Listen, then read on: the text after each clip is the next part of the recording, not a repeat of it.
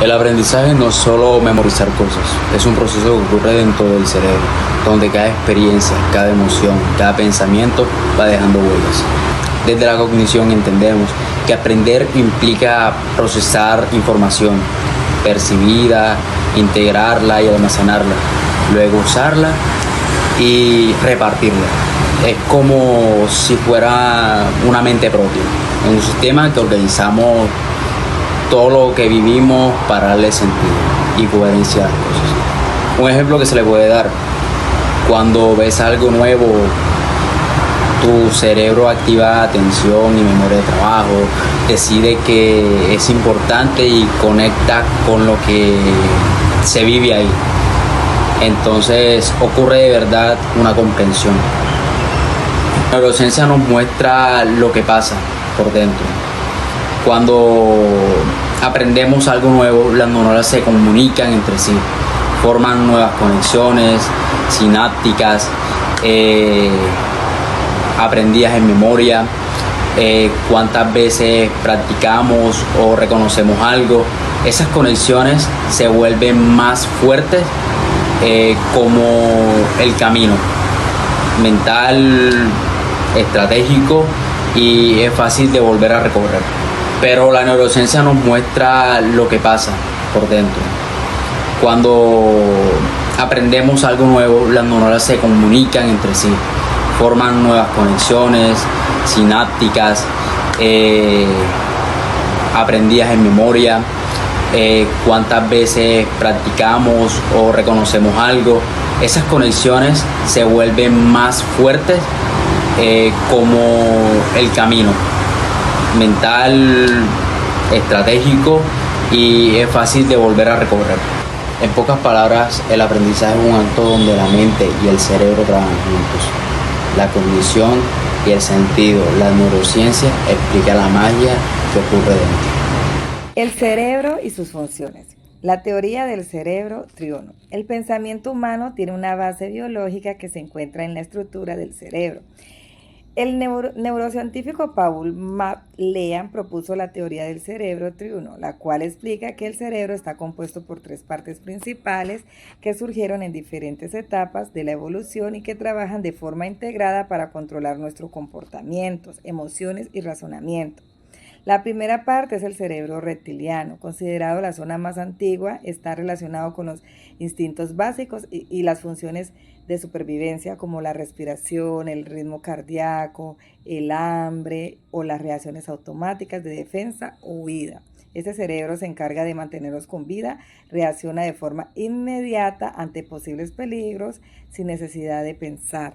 La segunda parte es el sistema límbico, que apareció en los primeros mamíferos, se encarga de las emociones, la memoria y la motivación. Gracias a esta estructura podemos sentir amor, alegría, miedo o tristeza. También recordar experiencias pasadas que influyen en nuestras decisiones. El sistema límbico nos permite establecer vínculos afectivos y responder emocionalmente ante lo ocurrido a nuestro alrededor. Finalmente está el neocortés, la capa más reciente y desarrollada del cerebro humano.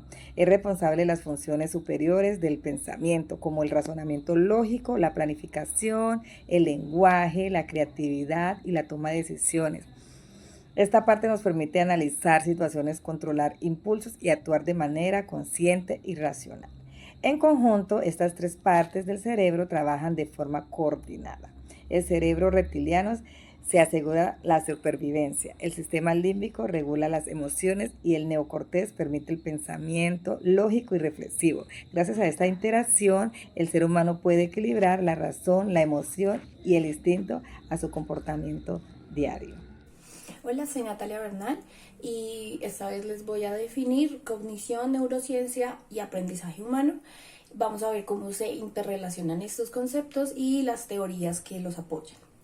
Entonces, empezando por la cognición, realmente son procesos mentales que nos ayudan a hacer funciones como aprender, razonar, resolver problemas y tomar decisiones, y que se apoyan a su vez en la atención, la memoria, el lenguaje, la velocidad de procesamiento y las funciones ejecutivas.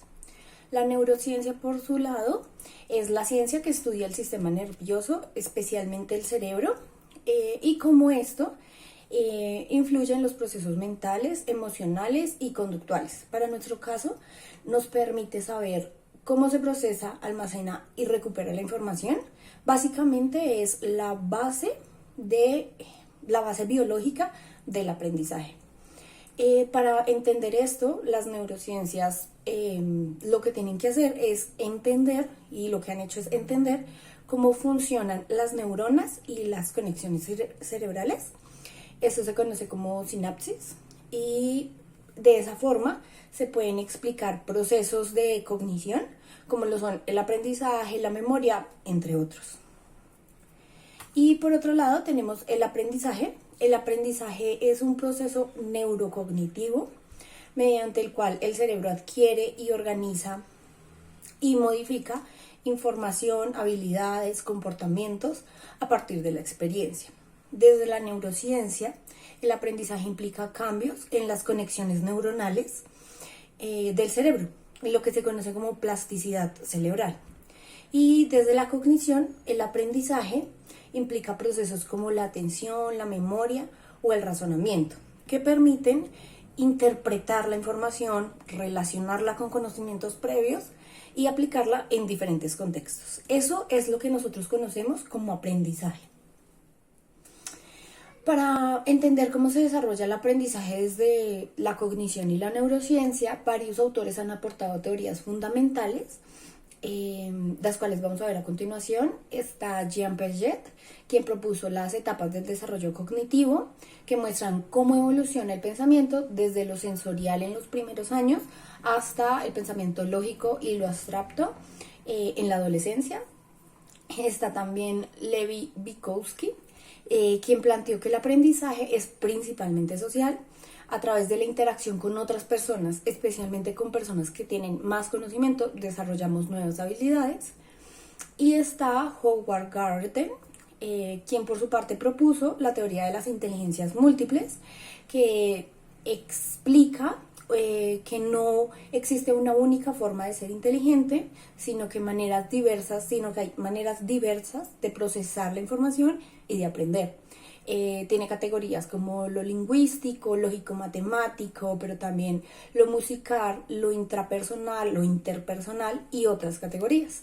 Esta teoría resalta la importancia de reconocer las diferencias individuales en las formas de aprender. En conclusión, el cerebro es el eje del desarrollo humano, ya que de él depende nuestro proceso de pensamiento, aprendizaje y comportamiento. A través de sus funciones se origina la cognición y las capacidades que nos permiten adaptarnos, crear y evolucionar como especie. Comprender cómo funciona el cerebro nos ayuda a entender cómo aprendemos y cómo podemos desarrollar al máximo nuestro potencial intelectual y emocional. Por eso estudiar el cerebro no solo es importante para la ciencia, sino también para mejorar la educación, la salud y la calidad de vida. Finalmente, reconocer el cerebro como motor del desarrollo humano nos invita a seguir aprendiendo sobre nosotros mismos y valorar el poder de la mente. En conclusión, el cerebro es el eje del desarrollo humano, ya que de él depende nuestro proceso de pensamiento, aprendizaje y comportamiento. A través de sus funciones se origina la cognición y las capacidades que nos permiten adaptarnos, crear y evolucionar como especie. Comprender cómo funciona el cerebro nos ayuda a entender cómo aprendemos y cómo podemos desarrollar al máximo nuestro potencial intelectual y emocional. Por eso estudiar el cerebro no solo es importante para la ciencia, sino también para mejorar la educación, la salud y la calidad de vida. Finalmente, reconocer el cerebro como motor del desarrollo humano nos invita a seguir aprendiendo sobre nosotros mismos y valorar el poder de la mente. Desde su estructura y funciones surge la cognición, la capacidad de pensar, razonar, recordar y aprender. Gracias a este órgano, el ser humano ha podido evolucionar, construir conocimiento y transformar su entorno. Comprender el funcionamiento del cerebro nos permite entender cómo aprendemos y cómo podemos potenciar nuestras habilidades cognitivas y emocionales. Así, estudiar el cerebro no solo es un ejercicio científico, sino una vía para el desarrollo plenamente nuestro potencial humano. Gracias a este órgano plano general, exceso de personas estudiando, resolviendo problemas, creando o trabajando en equipo.